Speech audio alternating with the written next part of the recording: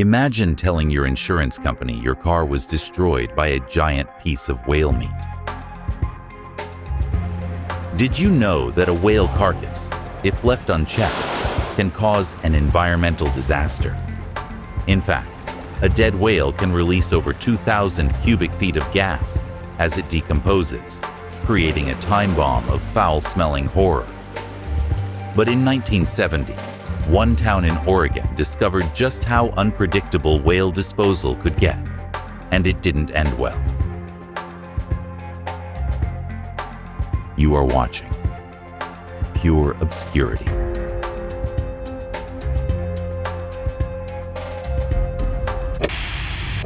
November 12, 1970.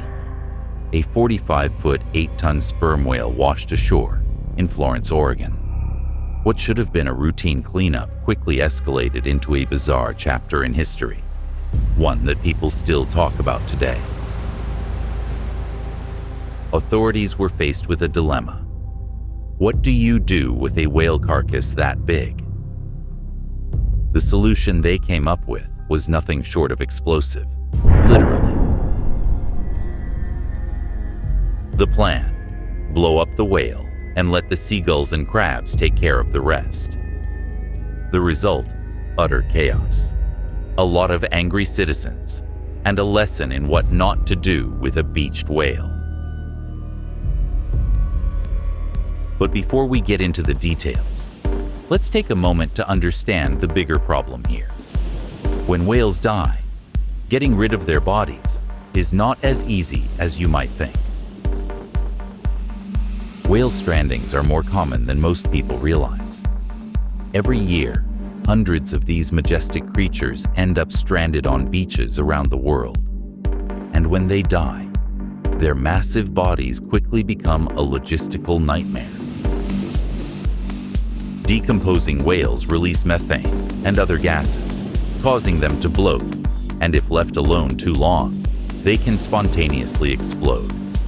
This makes whale carcass disposal an urgent priority for coastal towns. But what are the options? Burying them? It's difficult and labor-intensive. Towing them back out to sea? Not always possible, especially if they're in shallow waters. So, when the whale washed ashore in Oregon in 1970, local authorities found themselves with few choices and a lot of pressure to act quickly.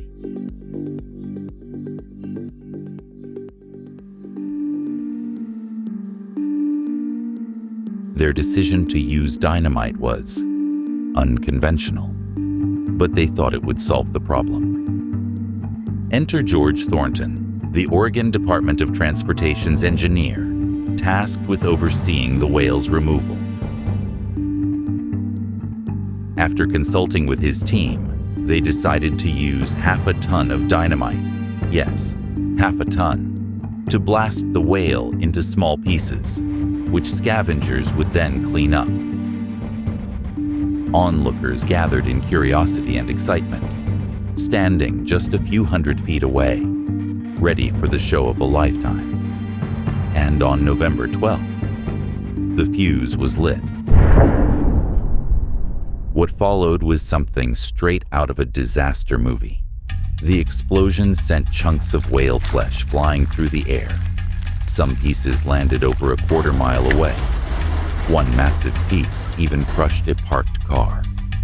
The smell was unimaginable, and instead of scattering into bite-sized bits, huge sections of the whale remained on the beach. Reporters on the scene were caught in a rain of blubber, and the scene quickly shifted from spectacle to disaster as people ran for cover. The town was left with an even bigger mess than before, and to make matters worse, no seagulls even showed up for the anticipated feast.